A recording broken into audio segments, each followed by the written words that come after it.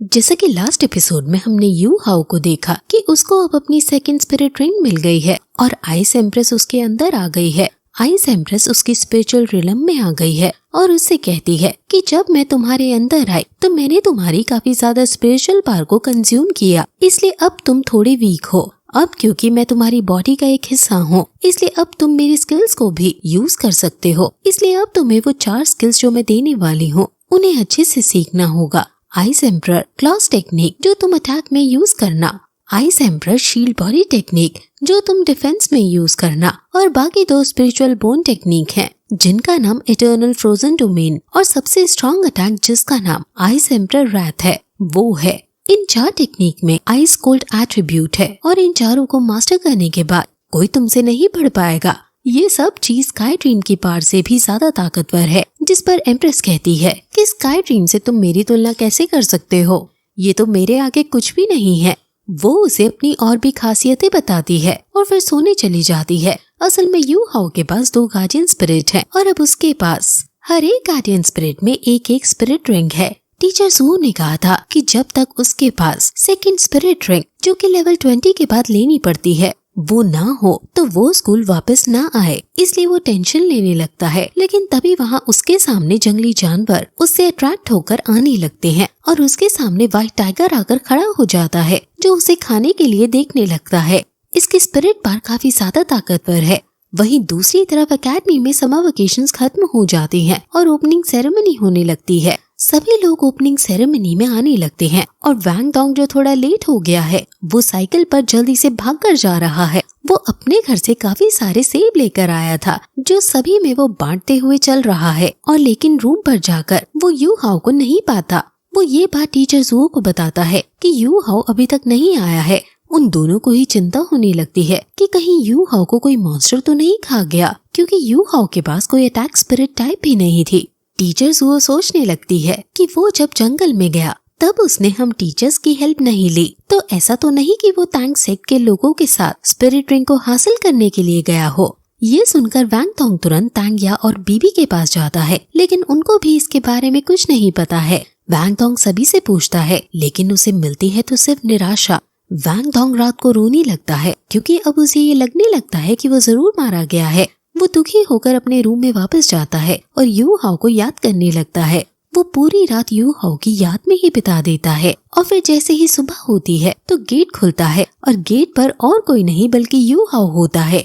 ये देखकर वैंग डोंग को उस पर इतना ज्यादा गुस्सा आता है कि वो उसे एक जोरदार पंच मार देता है और उसके सामने ही रोने लगता है कि तुमने इतनी देर क्यों लगा दी, मैं तो समझा था कि तुम मर गए हो। क्या तुम्हें नहीं पता कि मैं कितना चिंता में आ गया था?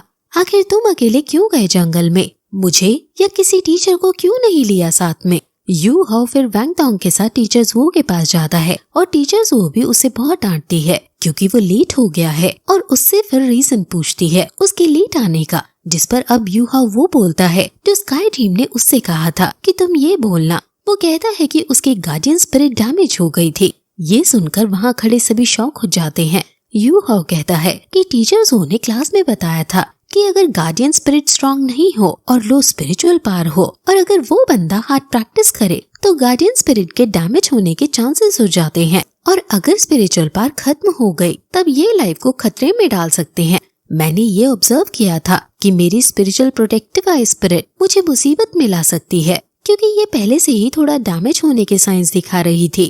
आपने ही हमें बताया था कि डैमेज स्पिरिचुअल स्पिरिट फिर से रिपेयर नहीं हो सकती है। मैं आपको मुसीबत में नहीं लाना चाहता था, इसलिए मैं ऐसी जगह ढूंढ रहा था जहां मैं अकेले रह सकूं और कुछ समय बाद मर सकूं। इसलिए मैं एकेडमी छोड़कर चला गया और नॉर्थ की तरफ ऐसे ही चलने लगा अपनी मौत के इंतजार में। वहाँ बहुत ज्यादा ठंड थी और मैं वहाँ जमने लगा, इसलिए मैं बर्फ में काफी लंबे समय के लिए सो गया। फिर मुझे नहीं लगा कि मैं वापस जग भी पाऊंगा।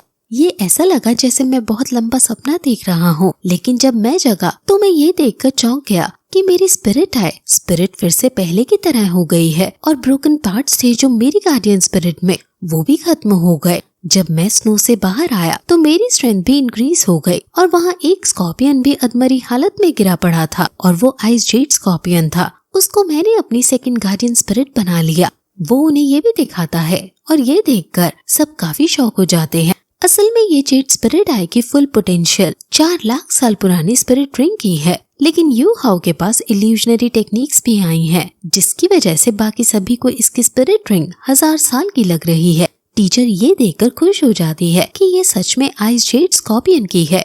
अब यू हाउ पूछता है कि उसे आगे क्या करना चाहिए, जिस पर उसकी टीचर बताती है कि अब क्योंकि ये बहुत अच्छी चीज मिली है तो उसे इसका फायदा उठाना चाहिए और बहुत अच्छे से प्रैक्टिस करनी चाहिए। आइस एट्रीब्यूट के अंदर आइस जेड गार्डियन स्पिरिट सबसे ज्यादा पावर अटैक स्पिरिट मानी जाती है, इसलिए तुम अभी सिर्फ अपनी फर्स्ट गार्डियन स्पिरिट पर ध्यान दो।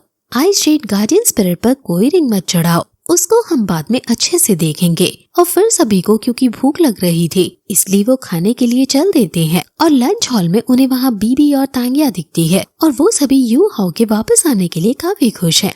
अब वो खाना खाते हैं सभी मिलकर, जिसके बाद जब वो बाहर जाने लगते हैं तो तभी वहाँ उसके सामने उसका कजन हु बाय आता है और उसके साथ उसकी गर्लफ्रेंड कैट गर्ल भी थी, जो कहती है कि तुम अकेडमी में क्या कर रहे हो, तुम तो ओपनिंग सेरेमनी में नहीं आए थे, इसलिए अब तुम इस जगह के स्टूडेंट नहीं रहे और तुम्हें निकाल दिया जाना चाहिए। यू हाउ कहता है कि इस सब से तुम्हें क्या मतलब। इस पर वो कहती है कि हमें बिल्कुल इससे मतलब है, स्टूडेंट होने के नाते हमें ये देखना ही पड़ेगा कि सब रूल्स के हिसाब से चल रहे हैं या नहीं, इसलिए तुम यहाँ से तुरंत निकल जाओ। मास्टर जू तो खुद को हमेशा से सच्चाई की मूर्त दिखाती हुई आई है, तो वो अब क्यों तुम्हारे संग पार्शियलिटी करके तुम्हारे लिए अलग रूल्स बना रही हैं। जिस पर वैंग डोंग उससे कहता है कि आखिर तुम हो कौन, अगर तुम्हारा हेड तुम्हारे संग फाइट में ना होता तो तुम तो अभी हॉस्पिटल में पड़े होते। ये सुनकर उनको गुस्सा आ जाता है और हु बाय वैंग डोंग पर हमला कर देता है। वैंग डोंग उससे बचता है और उस पर अटैक करता है। वैंग डोंग के पास अब 3 स्पिरिट रिंग आ गई हैं, यानी उसकी लेवल 30 से ज्यादा हो गई है और उसकी एबिलिटी भी अब काफी बढ़ गई है, लेकिन फिर भी हु बाय उस पर भारी सा पड़ता हुआ नजर आता है। ज़्याओ ज़्याओ अपने पॉट का यूज करके उस पर हमला करती है, लेकिन हु बाय उसके दोनों पॉट्स को आसानी से पकड़ लेता है और उन्हें दूर फेंक देता है। इससे पता चलता है कि हु बाय ने इस समर वेकेशन में बहुत ज्यादा हार्ड ट्रेनिंग की है और वो काफी ताकतवर हो गया है। वो फिर से उसी के पॉट को ज़्याओ ज़्याओ को देकर मारता है, लेकिन यू हाउ बीच में उसे अपने एक हाथ से पकड़ लेता है और ये देखकर सब काफी शॉक हो जाते हैं कि उसने बिना अपने स्पिरिट रिंग का यूज किए ऐसा कैसे किया है। और फिर ये एपिसोड यहीं खत्म हो जाता है।